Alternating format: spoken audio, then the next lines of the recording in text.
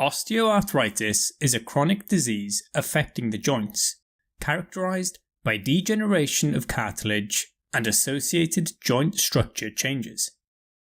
Normally, joints are lined with hyaline cartilage that helps to reduce the friction between the bones when the joint is moved. This cartilage is around 95% water and extracellular matrix and 5% chondrocytes, which are the cells that secrete and maintain the matrix. In osteoarthritis, this cartilage is damaged. This can be due to abnormal tissue remodeling after an injury, inflammatory mediators from the synovium affecting the cartilage, and defective cartilage metabolism, which can be the result of obesity. Overall, the mechanism is thought to be due to chondrocytes being stimulated to repair the cartilage, so they produce proteoglycans and collagen, which are the building blocks of cartilage. However, this stimulation also causes them to secrete enzymes like matrix metalloproteinases that break down the cartilage, as well as inflammatory cytokines that then cause further stimulation of the chondrocytes and perpetuation of the cycle. Eventually, cartilage is broken down and bone is exposed, becoming sclerotic and causing osteophyte formation in an attempt to stabilize the joint. The ligaments and tendons surrounding the joint become stiff and can predispose to tendinopathy and contractures, and muscles can waste and reduce the stability of the joint. Pain is the most common symptom, usually with a gradual onset. This often worsens with weight bearing and is relieved by rest. However, with progression, it can become constant. It is not commonly present overnight unless in advanced stages. Stiffness is common on waking or after inactivity, but it usually improves with movement and lasts under 30 minutes. Crepitus and a grating sensation can also develop. Any joint can be affected.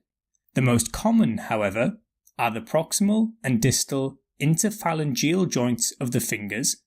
These can feature bony enlargements called Bouchard's nodes in the proximal and Heberden's nodes in the distal, which I remember by Bouchard below and Heberden higher. The thumb carpometacarpal joint is also commonly affected, particularly causing pain and difficulty with grasping, as are the cervical and lumbar vertebrae, which can in some instances lead to spinal stenosis. Lumbar stenosis particularly can manifest as neurogenic claudication, meaning intermittent leg discomfort as a result of nerve compression. Others include the first metatarsophalangeal joint of the foot, the knee, often affecting the medial side first, and the hip, most commonly in weight-bearing or rotation, such as when putting on socks. The pain can also commonly be referred to the groin or knee. Osteoarthritis can be divided into primary, also known as idiopathic, where the exact cause is not known, and if multiple joints are affected, it is termed generalized osteoarthritis.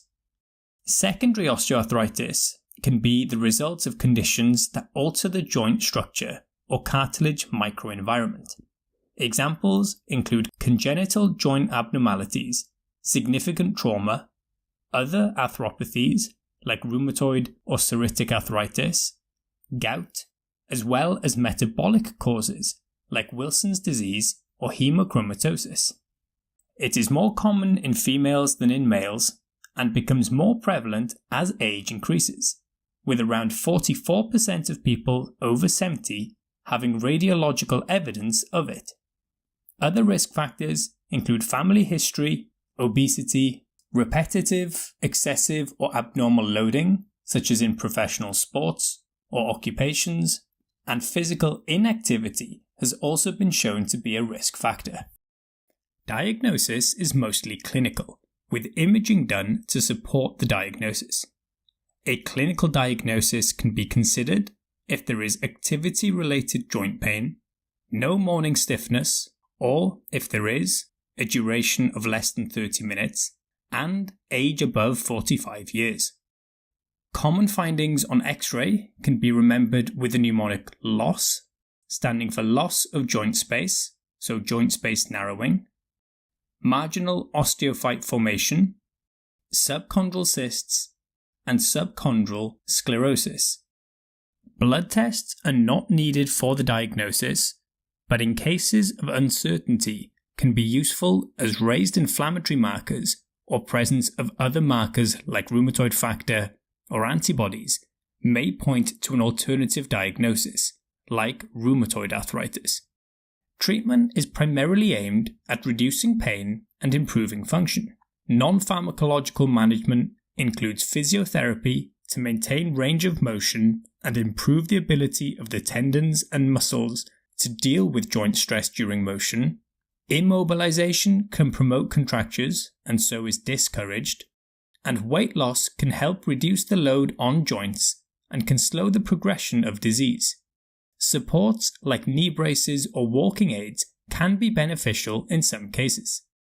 Pharmacological treatment is often used in conjunction with physiotherapy.